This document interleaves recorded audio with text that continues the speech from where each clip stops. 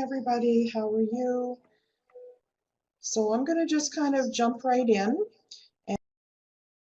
So I think Louise already kind of covered this. So if we do have a lot of questions today, because we do have a lot of people in the room tonight, which is absolutely fantastic. We're really excited about that. But if we're not feeling like we're able to get to your questions, we will make sure that we connect up with you and make sure that we get the proper information that you need. Okay?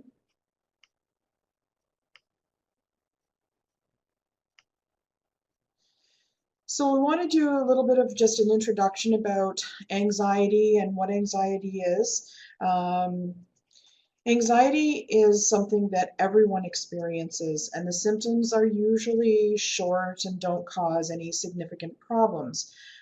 Because anxiety isn't something that we can make go away, and it is kind of like that alarm bell that we do that goes off to say, you know what, something's not quite right with this, and generally we can kind of process it. But anxiety becomes an issue when the persistent combination of thoughts, emotions, and physical behavior patterns get in the way of daily tasks, such as with school or friends, even just sort of day to day trying to get out in the world, maybe going shopping, going to the mall, or special events, things like that.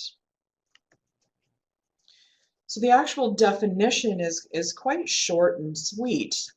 So when we think about what actually defines an anxious response, it's that overestimation of the threat, and you add that to an underestimation of their ability to cope, which creates that anxious response. So feeling like that, the situation that they're in is too big, I can't handle it, and then I don't have the skills to deal with it. And then therefore we kind of get caught up in that anxious cycle. Want to help. Some of you are probably well aware of the fight or flight response. They have since added a freeze. So anxiety is normal and adaptive, and it serves as I said, that natural alarm system. It lets us know that we need to be sort of alerted to danger. It creates that survival response for us. And the reason why the word freeze was added is because they felt like there was something sort of in between fight and flight. So if I'm gonna sort of have that flight response, that means I'm gonna want to run, get away from the situation. If I'm fighting, I'm sort of standing up, trying to face it. But the freeze response is a little bit different. It's kind of like that deer in the headlights situation. And it's more about, if I kind of just freeze and stay still in this moment, then maybe it will pass me by or I won't get noticed. And it kind of works on a sort of keeping me safe kind of basis.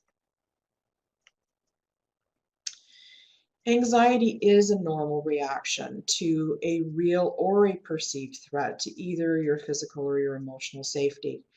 And this is where it can be really tricky with children because sometimes they have perceived threats, things like anxiety about monsters in their closet, things like that.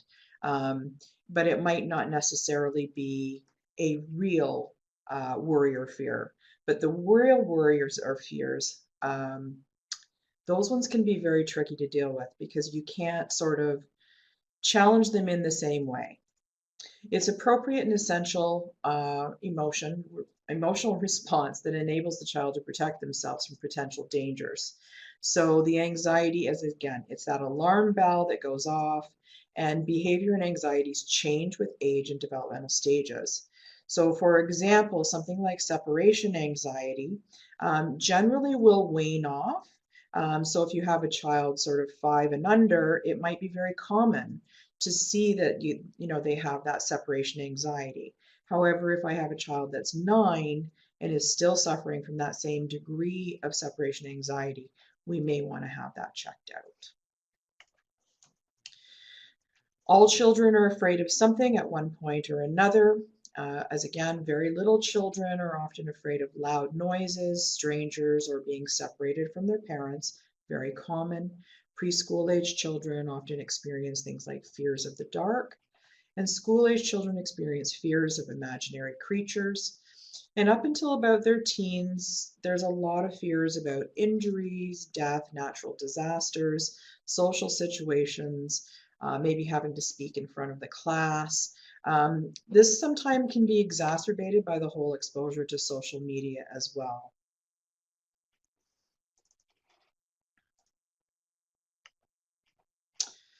So the components of anxiety, it's this interesting little triangle. So it often starts with thoughts. So I'm sort of in a situation and I have a thought about that situation. And it's generally a negative thought, sort of catastrophizing. I'm thinking something bad is going to happen. And then that thought pushes and drives my emotional response.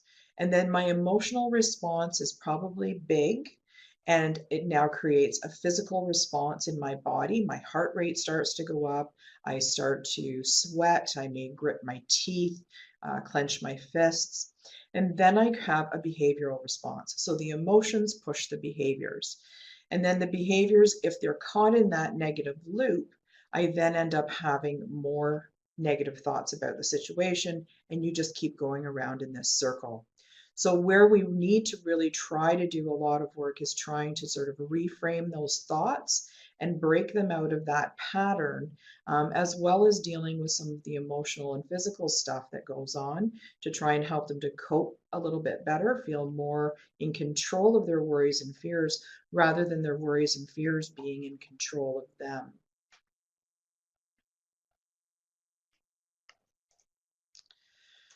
So the thinking errors and distortions, this is where they get caught up in that. Sometimes I call it, they kind of go down the rabbit hole. You know, they're expecting the worst to happen. They're predicting that the worst is likely going to happen. They're catastrophizing. They're focusing on just the negative. They never see any positives. Very black and white thinkers.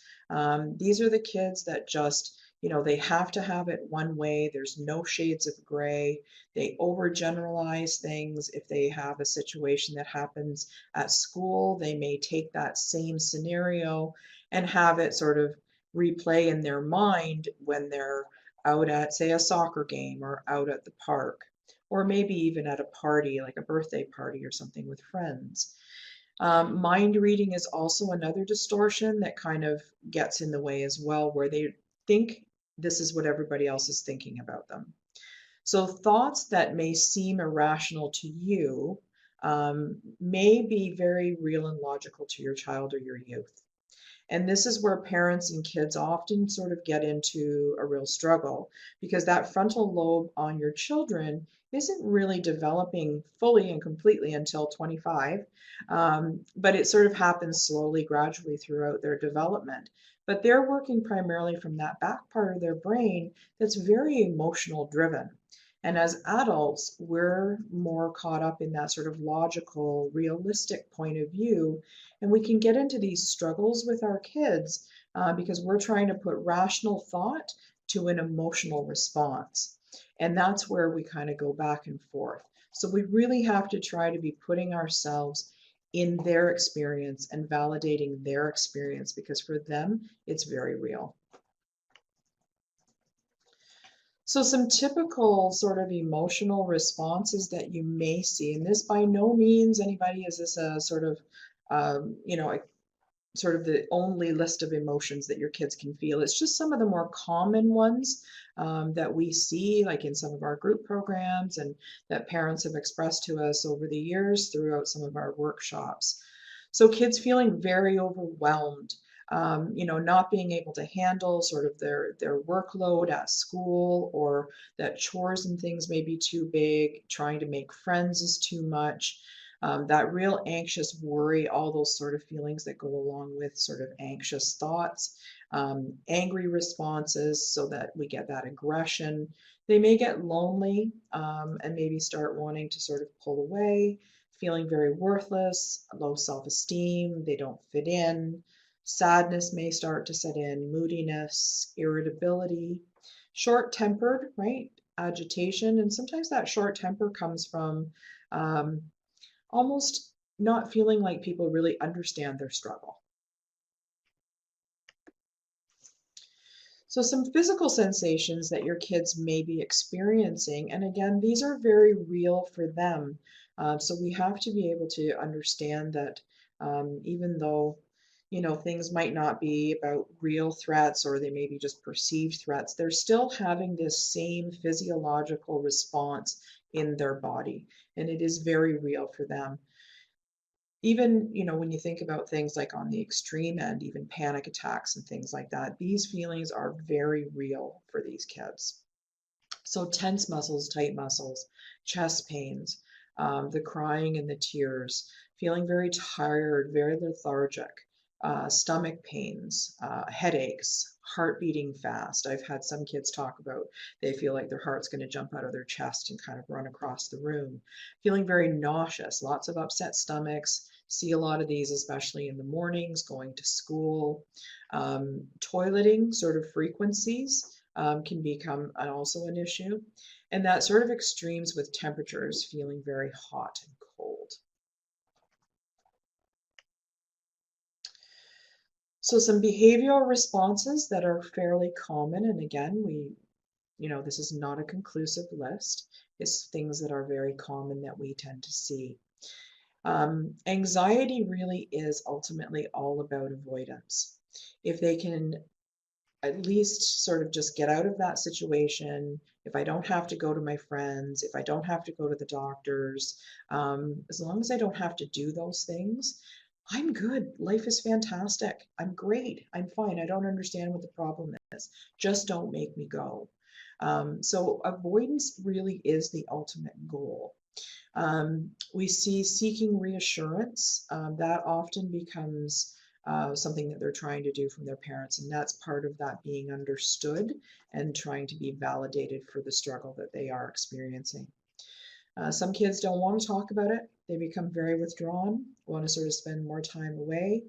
And again, we may have to try to pull them out of that a little bit and try to connect with them. They may become easily agitated, get very big reactions. This is that, you know, big sort of emotional driven response because they don't know how to deal with it. They don't have those coping strategies. So it doesn't match necessarily what's going on. And that's where parents can get into that struggle because they don't understand the reaction. Feeling very restless. They may go back to less mature habits. And again, very common, and especially sometimes when we have new babies come on the scene. Kids start to develop some of these sort of regressive almost types of behaviors because they're feeling very anxious. Where do I fit in? How do I fit into the family? Increased behaviors such as biting, kicking, argumentative. We may get some more of that clinging behavior, trouble eating, relaxing, or sleeping. Does your child even know how to relax? And I will talk a little bit more about that. Because if they're sort of sitting always sort of halfway elevated up, it's very hard for them to be able to figure out how do I even get back down to a 2 or a 3, let alone at a 0, and really realize what calm feels like. Maybe hard for them to concentrate. Forgetfulness becomes an issue. There may be some daydreaming going on. And again, the daydreaming can be wanting to escape, wanting to avoid, confusion, indecisiveness as well. So I'm going to talk a little bit about some thinking traps, and there's going to be a poll here for everyone to participate in, just so that you can just sort of check off when I'm done explaining. Maybe what of these sound familiar to you? Do they sound like you? And also an opportunity to check off if they sound like your child. Okay, so there's fortune telling. This is when we predict that things will turn out badly. But in reality, we cannot predict the future because we don't have a crystal ball. So the example on that is, I know I'll mess up. I will never be able to manage my anxiety. We have black and white thinking. This is when we only look at situations in terms of extremes.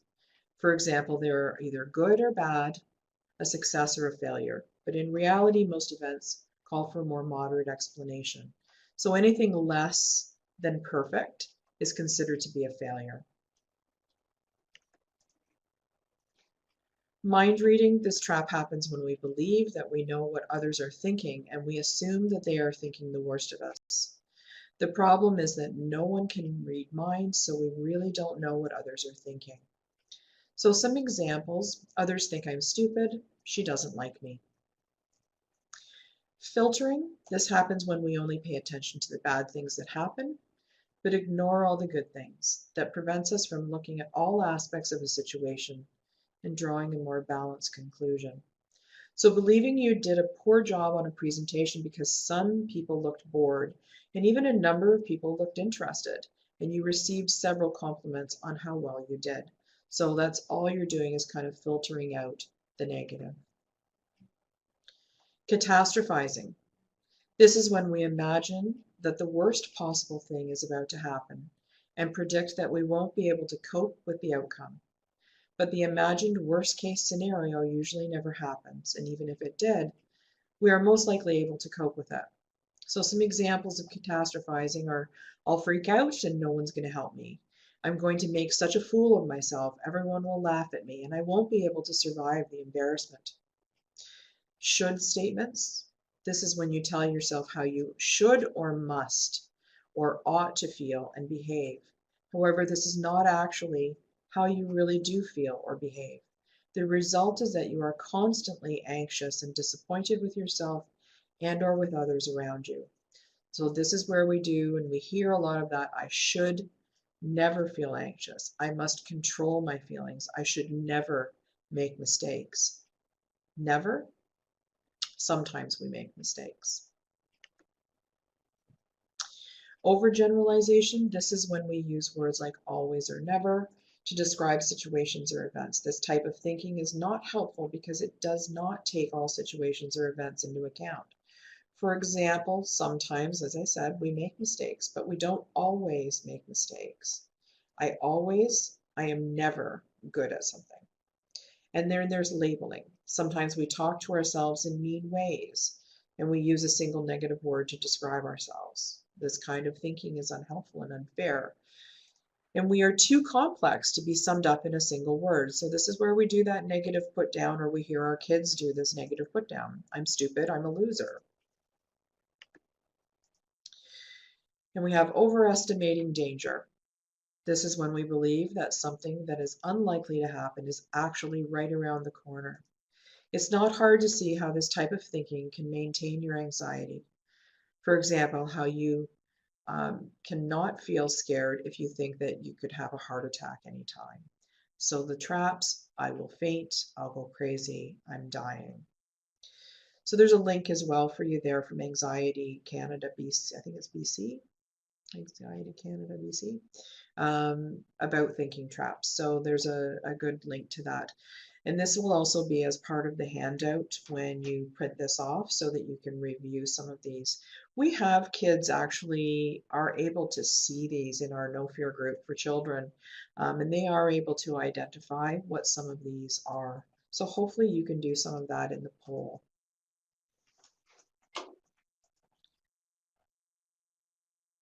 So we'll just give you a minute to do that.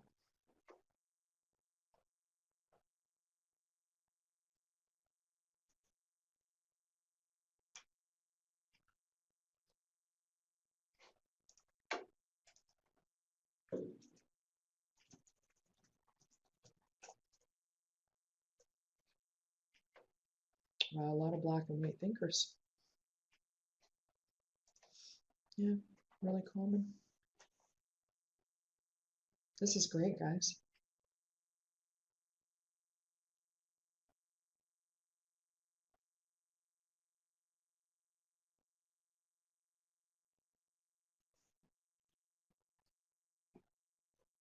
I'm sorry, I'm just looking at the moderate. Do I click it to go to the next one?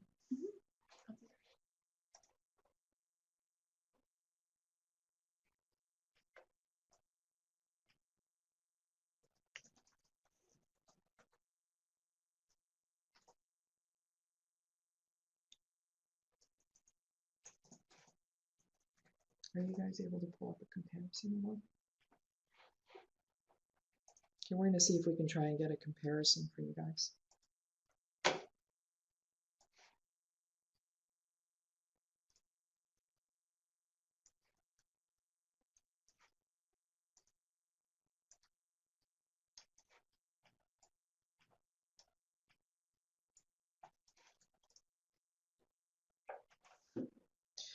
So, you know, think about what it's like for your child.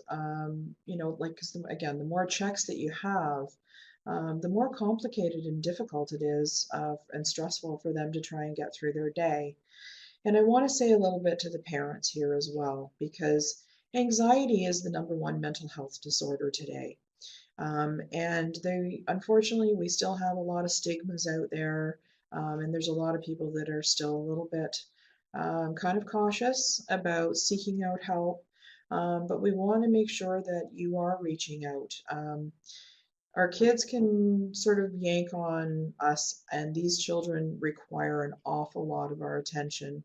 And if we're not feeling at our best and we're not feeling like we're functioning at the top of our game or even anywhere near the top of our game, um, it's really challenging. And if you're dealing with your own anxious issues, there's a lot of help out there that can really make you feel like you're more in I'm not going to say in control, but just feeling a lot more confident about your parenting so that you don't get caught in so many of these thinking traps with your kids, and maybe work more towards connecting with your children in a positive way than sort of getting caught in that sort of rational thinking and emotional thinking trap that you can get tied in with your kids.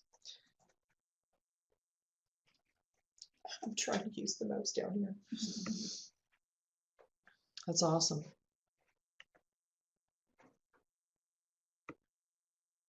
Oh, there we go. I'm back. So as I was saying, be aware of your own emotional responses, right? And think about when you're facing your children's anxiety sort of situations. Um, what is the feeling about your child that makes you feel most uncomfortable? Become more aware and in tune with how that's triggering you, because it may bring back emotional experiences for you of other situations that you've had or how you were raised.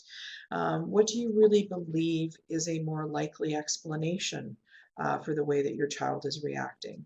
Is it, I'm not going to mean just anxiety, but is that the only thing that's going on? Or are there other things going on under the surface? A lot of times there's sort of lagging skills, or there's other sort of changes going on in a child's life, other stressors that may be also contributing to the anxious response. And if you had another parent or a friend or another family member, maybe that you trusted, if they were looking at this from the outside, would they see it the same way that you do? And most anxious kids can read parents like a book. They're very cued in, they're very sensitive, but I am going to say they are not very good at sort of interpreting those expressions that you give. So they often negatively distort the meanings of our expressions and our reactions. So we have to be very wary of what our sort of our vocal tones are, those little subtle things like turning up of our mouth or our eyebrows or slanting our eyes or turning away, the message that those things can be given. And if you have adult conversations that need to happen, try and do that away from little ears. There's many times where kids may hear parts of an adult conversation amongst caregivers, and then they take that and they can blow it way out of proportion and catastrophize. So just some things to be cautious and aware of there.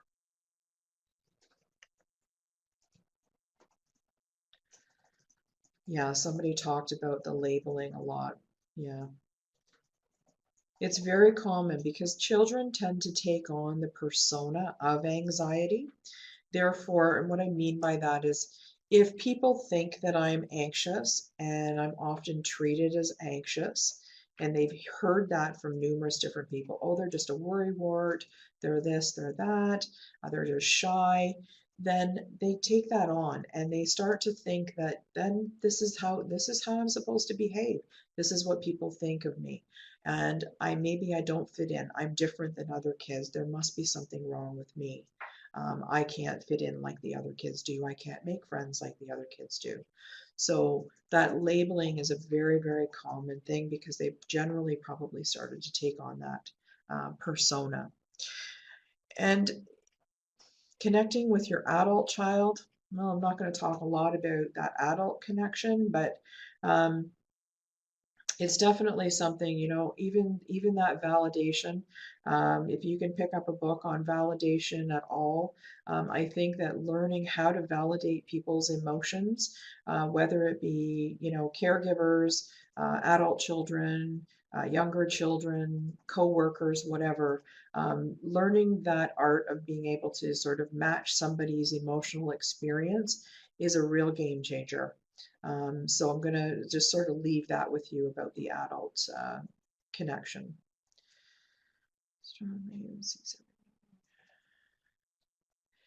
Yeah, anxious kids, I'm just sort of commenting a little bit on they see everything and remember it all. A lot of these kids are what we call super feelers. So they're very hypersensitive, sights, sounds, tastes, textures, um, just even the nuances around them. If you go out to the mall, they may pick up on everybody's energies that are out there. They just feel sort of that itch or that uncomfortable awkwardness. I don't want to be around all of these people. Morning bells at school can be really difficult for some kids. They may do better with doing sort of a late arrival, early dismissal, because it just might be too much. There's lots of pushing and shoving, people trying to find their place in line. So when you think about anxiety, and this is something for you to sort of take away from even our conversation tonight and just in general, is, how is the anxiety actually affecting your child? Like, what are the things specifically that you see happening? How is it affecting sort of their day-to-day living?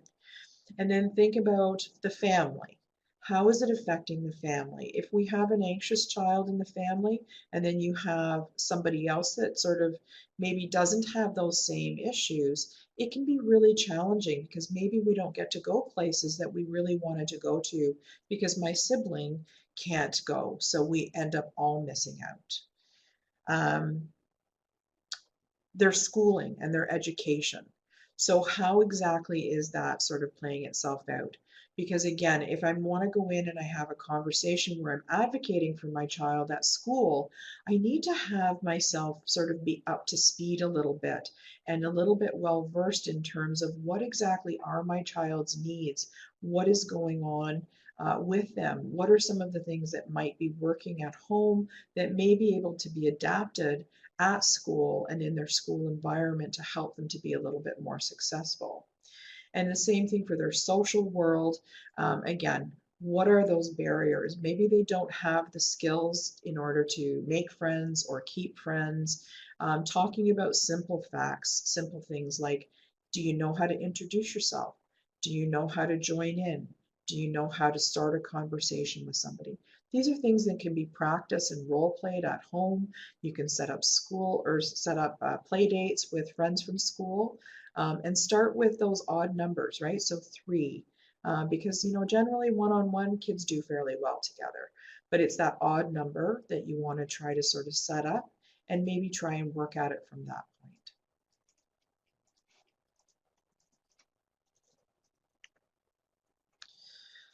So when we break the same sort of triangle down and we're trying to look at what are the strategies that we would want to use, if we look at the thoughts category, we want to try and focus on more realistic thinking, helpful thinking. So again, this is getting them out of and challenging that negative thought, looking for inconsistencies in their thinking patterns, looking for when things go well, when things go right, um, and looking for the evidence against the negative thought. When we look at the emotions, we want to talk about learning how do we start to broaden that emotional vocabulary, helping them to learn how to identify and express their emotions. When we look at the physical piece, we're talking about more of those physical relaxation skills, helping them learn how do I calm myself down, what are some of those self-soothing skills that they can learn to do. And then when we get to the behavior piece, we start working on things like exposure, and I'm going to talk a little bit more about exposure. And then we work on some of that problem solving and decision making. And yes, I know I talked about that kids don't develop fully till 25, but they can, it's not just a black and white kind of that, they're developing along a continuum. And this is stuff that we have to do along with them. So we're role playing, we're modeling, and we're giving them cues along the way to help with some of that problem solving and decision making, and helping sort of fill in some of the gaps as they're sort of contributing to what that plan is. The exposure, as I said, I will talk a little bit more about, but it's that gradual opportunity to put themselves in a situation where they are starting to feel a little bit of distress. And I'm not talking about throwing your kids in the deep end here. I'm talking about just gradual exposure. So say, for example, you have a child that takes swimming lessons and you want them to be able to go in and join in with the kids, but yet you can't get past the doorway to get into the swimming pool. Then that's where you start. And it may be one whole cycle of swim lessons where they're just standing at the door watching. And then you sign them right back up and you come back next time, and maybe they make it to sit just inside the door or sitting at the edge of the pool. Maybe they then work at sitting on the step. Maybe they sit inside the water, and then maybe gradually they work towards actually participating in the class. So it really is a very slow process. It's not something that you want to jump at, but you want to be clear about what is the goal, what is the thing that you want your child to be able to be doing that they don't feel that they can be doing now. If your child is old enough, 7 and up, they can generally have a little bit of cognitive awareness about what some of these things are, and you can maybe include them, which would be ideal if you can include them in this process. So rather than me trying to generate what those goals are, have them try to generate the goals and then work together towards some of those steps. Social skills are a very, very big problem, and it's something that we've tried to run some programs around, and we haven't been hugely successful with that because unfortunately you put a lot of kids together that don't have a lot of social skills, and that becomes a very normalized setting. So again, practicing doing lots of exposure with social settings, play dates, opportunities to go to the park, engage with other friends, doing some, just even watching things on TV, going to the mall, doing some observing of other kids. That may be a place that you can at least start and hopefully maybe try to make some steps that way. Last minute. Is there something more down below that? Yeah.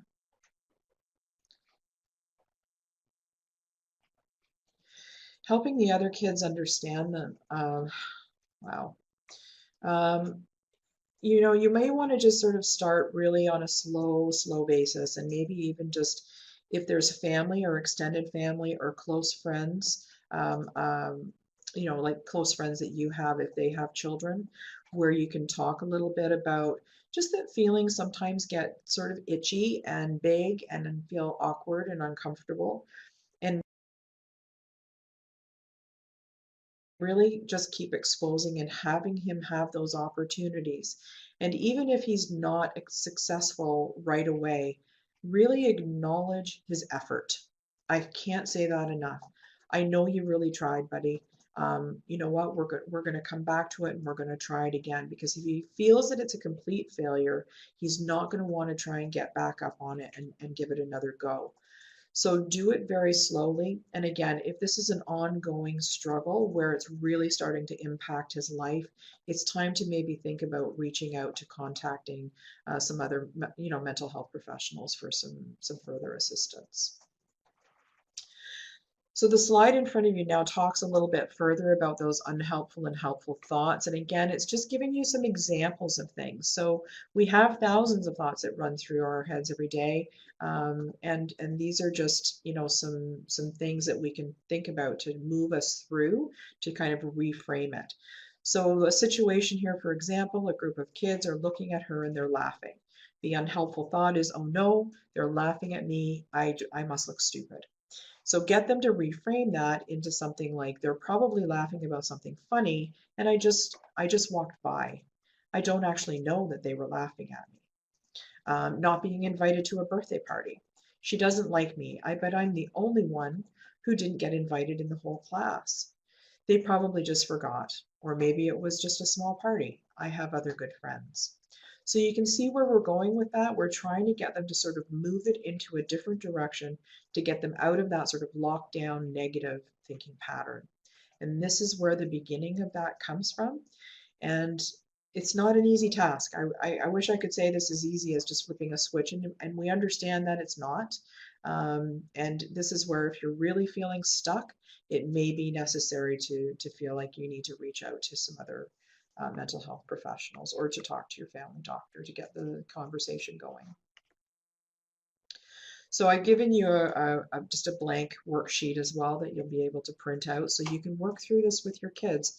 We use this for young children 7 to 12 in our No Fear group. So it's an opportunity for you to have that conversation and maybe start to fill some of that in.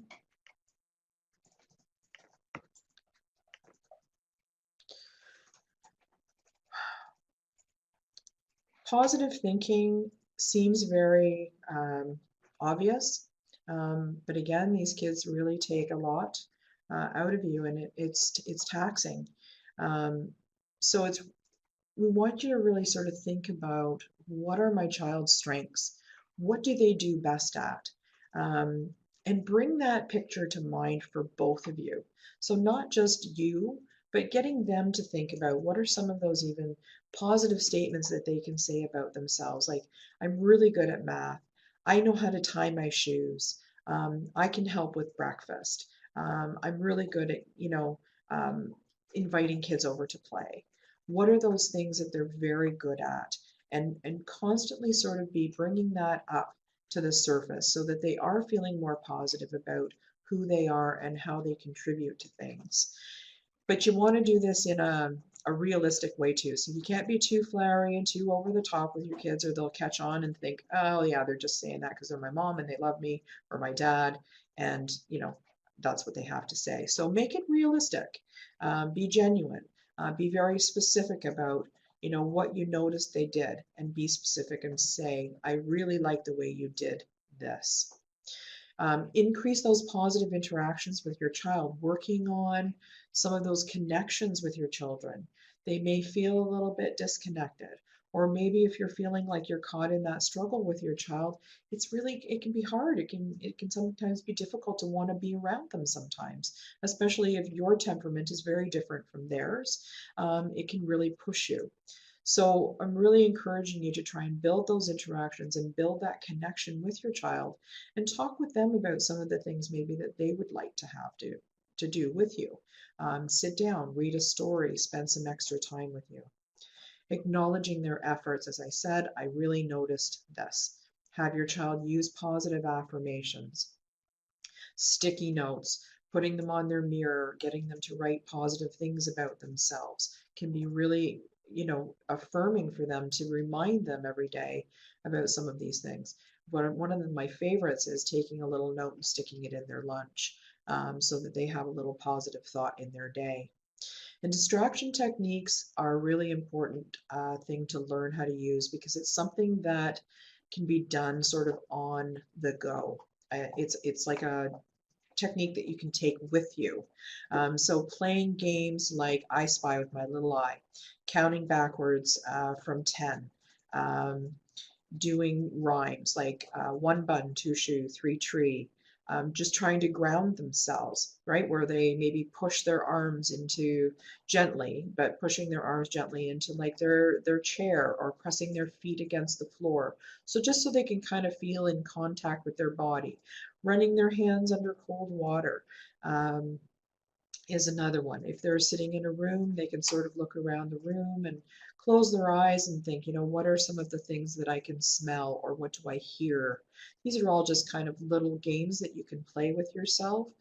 So even if you're sort of in a classroom setting, if you're out in a park, if you're in a car, if you're at a doctor's office, you can do some of these things, okay? There was a couple of questions. So yeah, my son is always saying that I'm a bad boy. How do I change that to a better way of thinking? So again, you want to try and change that language. First of all, bad boy. Um, not really sure what that even means. And I would try and start by validating him too and saying, wow, I'm really surprised. I'm glad you told me that. But what does that mean? Help me understand. So that you can sort of try to get a little bit more from him about where he's going with that in the first place. And then talk with him about other things that he may be good at. I'm just throwing this out there, but I'm good at drawing, I'm good at math, I'm good at, playing a guitar. What are some of the things? Building Legos if they're very little. Like, what are some of those positives that you can start to draw on? Think about his strengths and try to sort of make them a little bit more visible for him.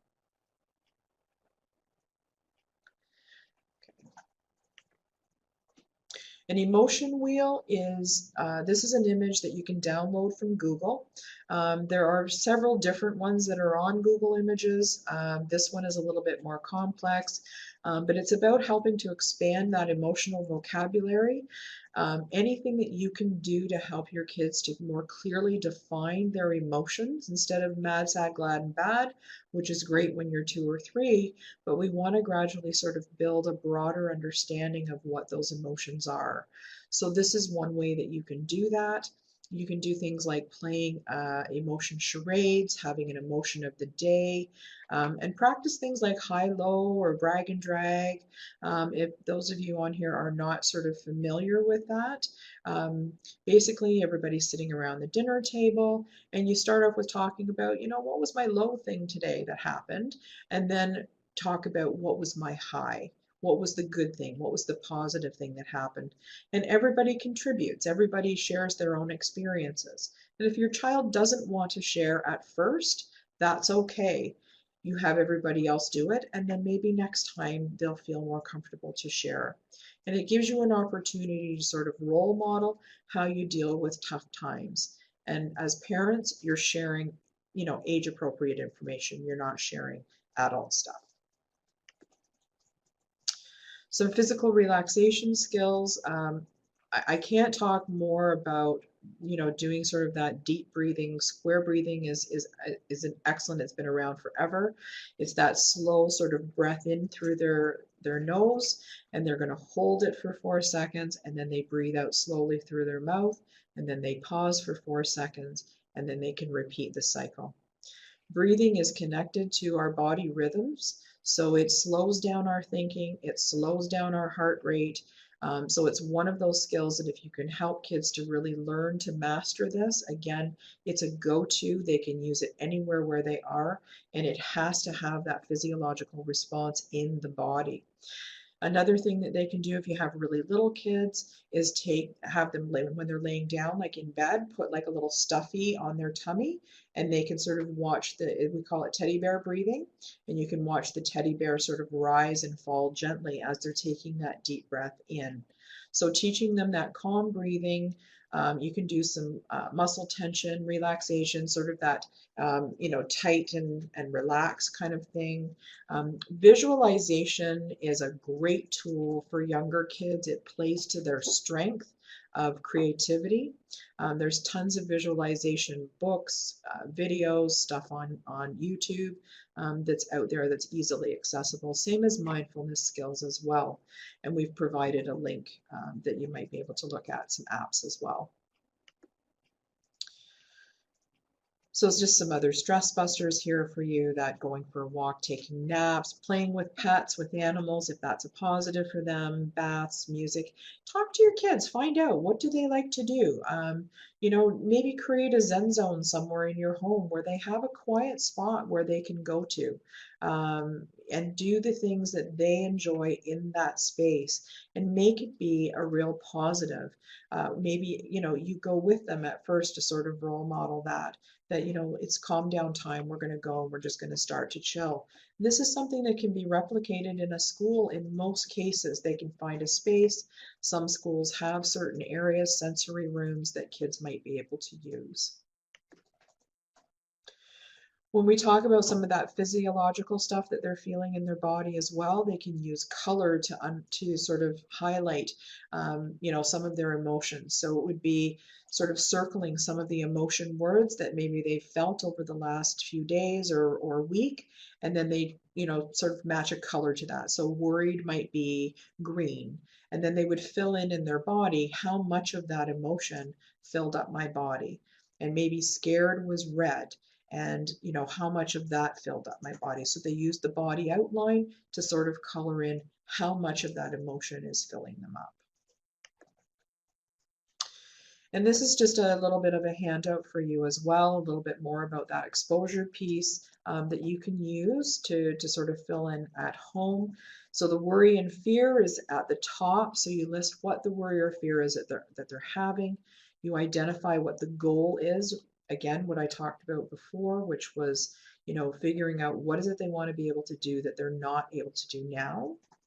And then gradual steps. So step 1 and step 2. The only thing I'm going to say here about the steps is if you feel like you hit a wall and you're hitting a lot of resistance, it just may mean that the step is too big and you may need to just back off a little bit, and maybe find somewhere in between.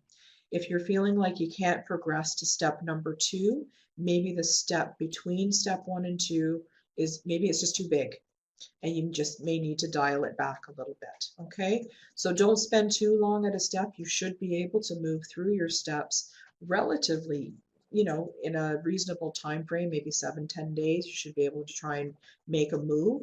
If you're feeling like you're really stuck, then just go back and find a step in between, and hopefully you'll be able to keep moving forward. Lots of comments going on. I like that.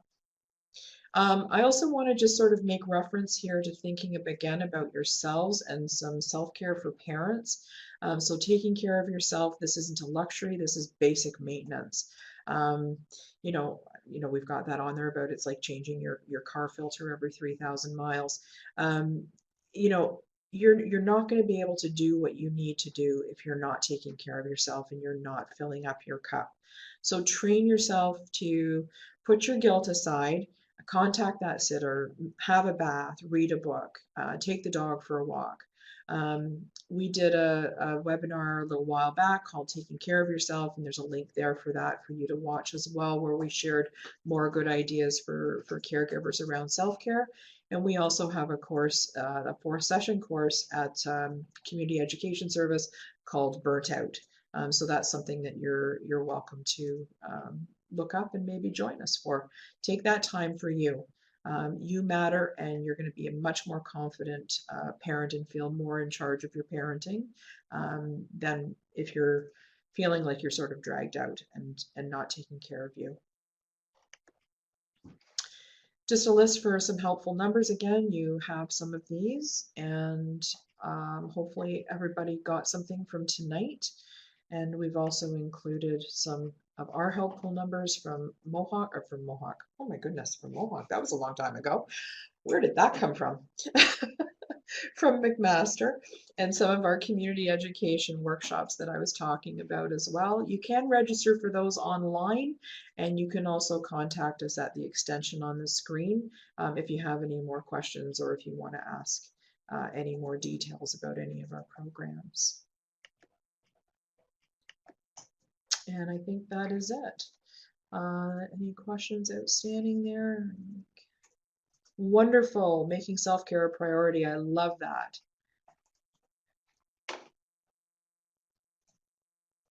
That's awesome. That's fantastic. I love to hear that people are making themselves a priority. Thank you so much. Thank you, everybody. Good night.